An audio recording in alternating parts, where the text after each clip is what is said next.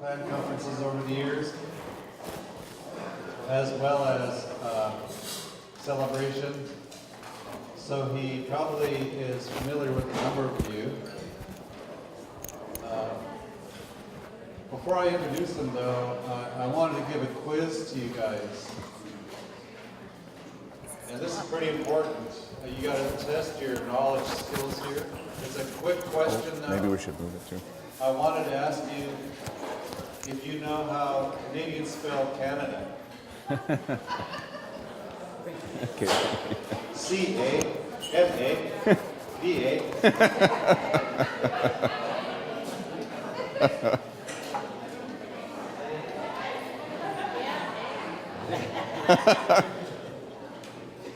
Duane Gastant, Aucoin is from the interior.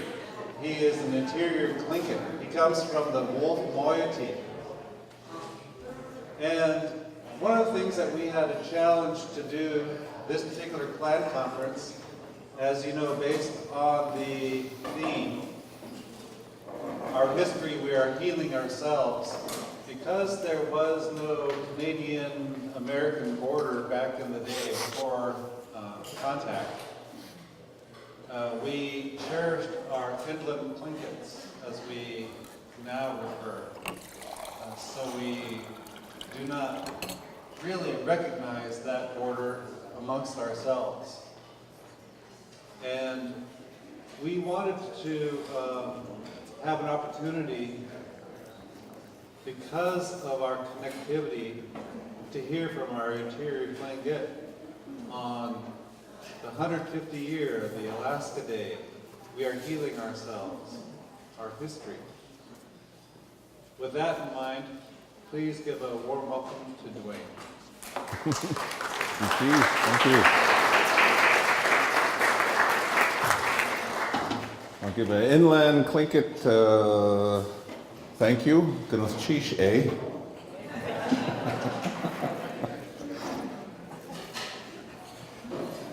Masiti Fitigat Yuan Yakes Riositini.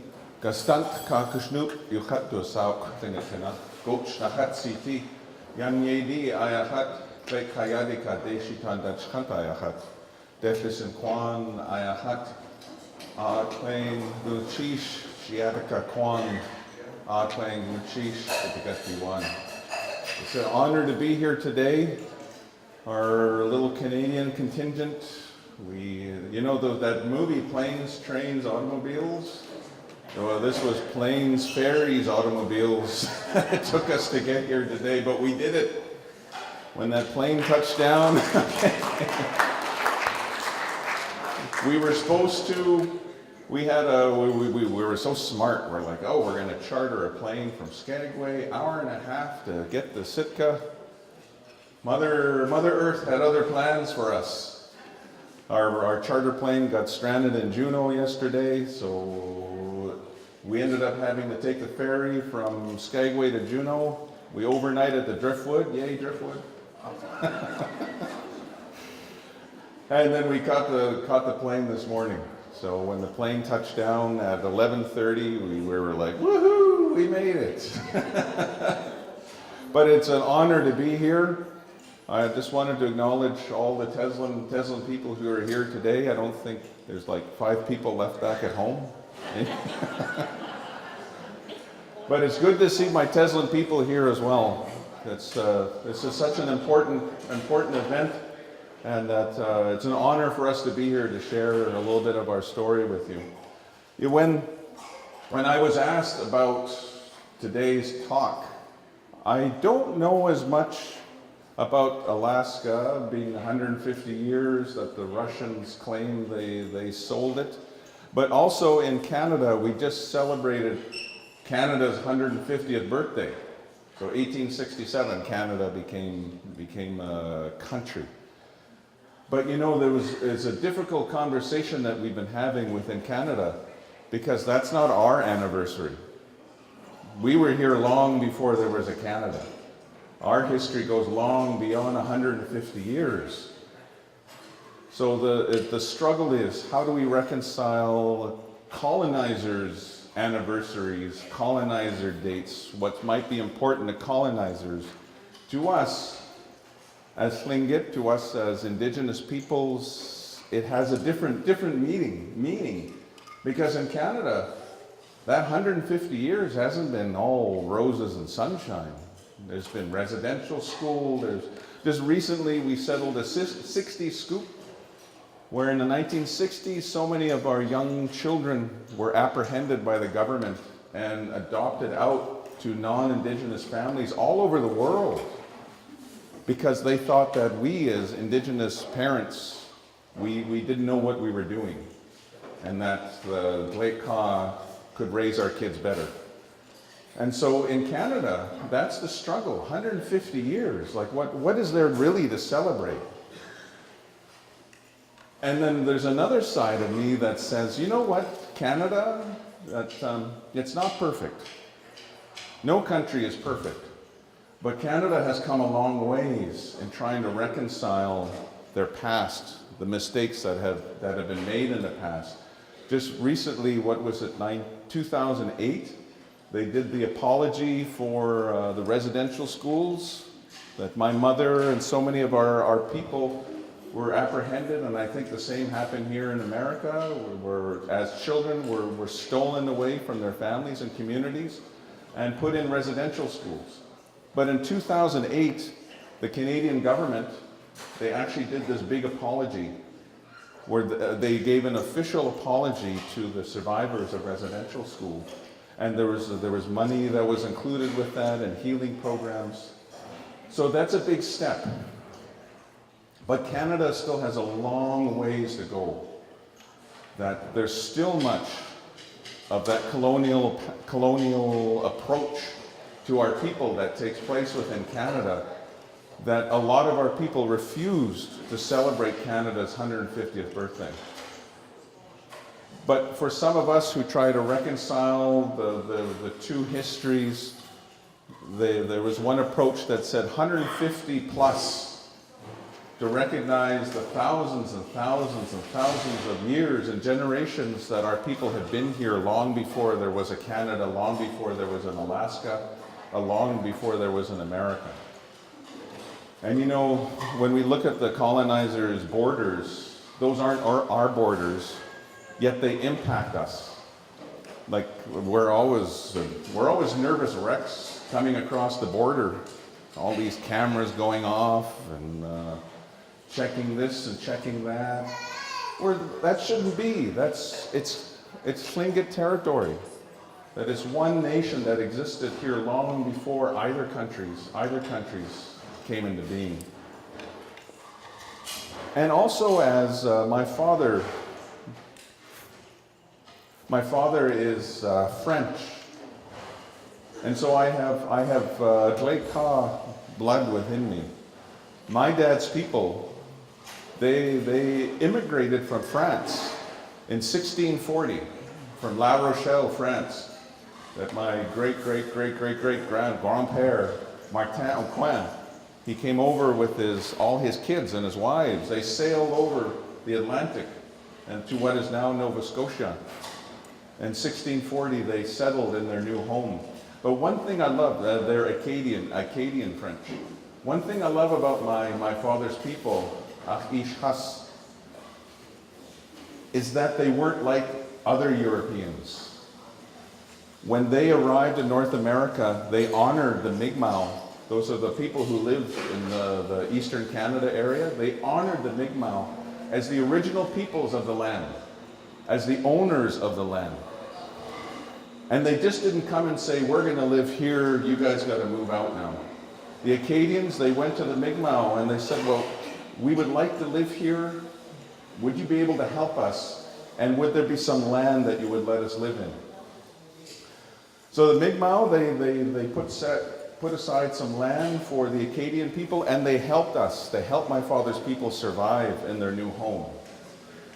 That's the relationship, I think, between Lake Ka, between Tlingit, between the Indigenous peoples, that I think that should be as an example of how these two people should live. Is that as immigrants, Europeans, you're not from here, even though your families might have been here a long time, you're still either an immigrant or a descendant of immigrants. We as Indigenous people are the peoples of this land.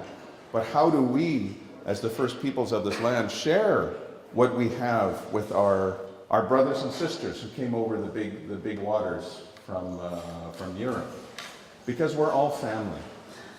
The two legs I walk through in my life is my Tlingit leg and my Glaikah leg. I honor both my peoples because both histories are who I am and make me who I am today. And it's a difficult balancing act. I think that we all who come from those mixed heritage have to go through.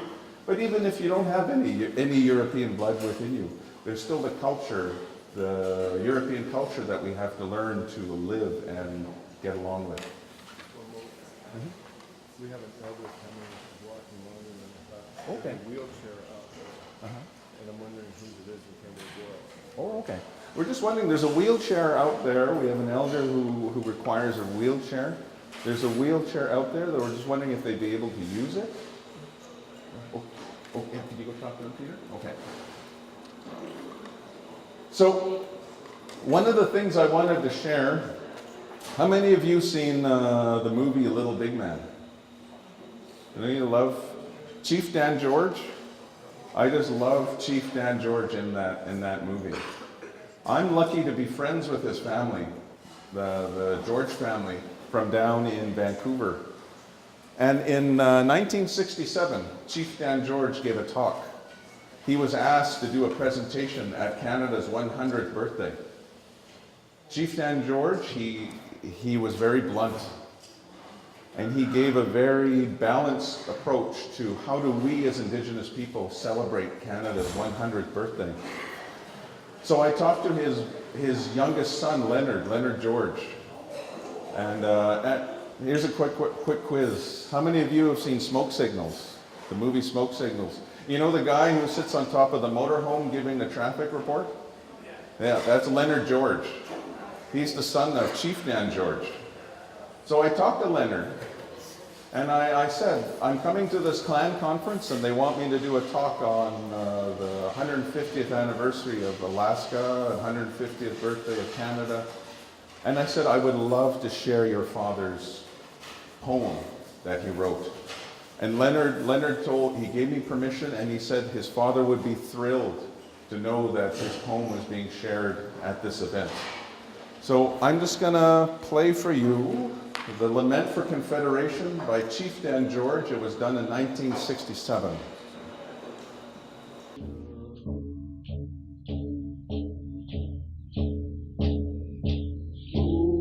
How long have I known you, Canada? 100 years? Yes, 100 years, and many times more. And today, when you celebrate your 100 years of Canada, I am sad for all the Indian people throughout the land. For I have known you when your forests were mine, when they gave me my meat and my clothing. I have known you in your brooks and your rivers, where your fish flashed and danced in the sun, and whose water said, come and eat of my abundance. I have known you in the freedom of your winds, and my spirit, like your winds, once roamed this good land. But in the long 100 years since the white man came, I've seen that freedom disappear, just like the salmon when they mysteriously go out to sea. The white man's strange customs I could not understand pressed down upon me until I could no longer breathe. When I fought to protect my home and my land, I was called a savage. When I neither understood nor welcomed this new way of life, I was called lazy. When I tried to rule my people, I was trips of my authority. My nation was ignored in your history textbooks. We were less important in the history of Canada than the buffalo that ranged the plains. I was ridiculed in your plays and motion pictures, and when I drank the fire water, I got drunk, very, very drunk, and I forgot. Oh, Canada, how can I celebrate with you this centenary, this 100 years? Shall I thank you for the reserves that are left me of my beautiful forest? Shall I thank you for the canned fish of my rivers? Shall I thank you for the loss of my pride and authority, even among my own people? For the lack of my will to fight back? No, I must forget what is past and gone. Oh God in heaven, give me the courage of the old chiefs. Let me wrestle with my surroundings. Let me once again, as in the days of old, dominate my environment. Let me humbly accept this new culture and through it rise up and go on. Oh God, like the thunderbird of old, I shall rise again out of the sea. I shall grasp the instruments of the white man's success, his education, his skills, and with these new tools, I shall build my race into the proudest segment of your society.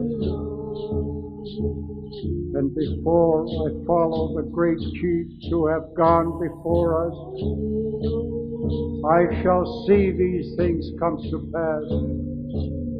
I shall see our young braves and our chiefs sitting in the house of law and government, ruling and being ruled by the knowledge and freedom of our great land. So shall we shatter the barriers of our isolation. So shall the next 100 years be the greatest in the proud history of our tribes and nations. Oh, Hilo,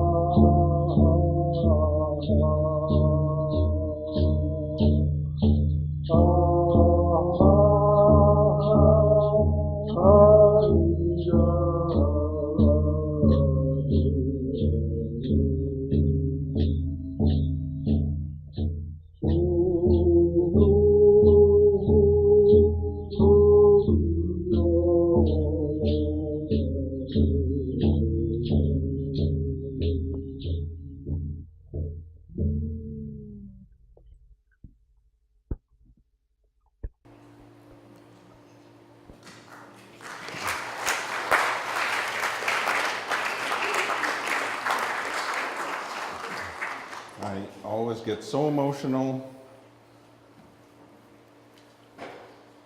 because as an Indigenous person, he speaks for all of us. He just doesn't speak for the Coast Salish. Chief Dan George, with his wisdom, speaks for us all. So what I get from this is, how do I, as an individual, how as I, as a Tlingit, honor his words and his teachings? And he's just saying what our elders have always taught us. Don't forget who you are. Don't forget your history. live it, and share it. And I, as an individual, I need to take that responsibility in learning what Hakusti'i is, our way. I have to take responsibility on living it, but I also, it's a responsibility so that Hakusti'i can come alive on our land once again as well, for everyone living on our land. The blessings that are come through our culture, through our teachings, are just not meant for us. It's meant to be shared with everyone living on our land as well. And that's how we'll bring healing back to ourselves, and that's how we'll bring healing back to our brothers and sisters, no matter what color their skin or no matter where they come from. So, Aucoin Duane, thank you so much for giving me this opportunity to share. And again, I'd like to acknowledge the George family for allowing me to share their father's wisdom and their poem with us today. So, Gunshish, thank you.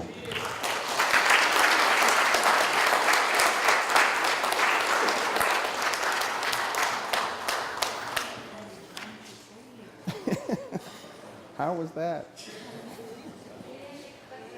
Good? Really good? I do good? Thank you, Duane, and the inland delegates who are here, who consistently come to the clan conference and share your knowledge, your spirit. I was hoping that you'd share some smoked fish too, but maybe another clan conference.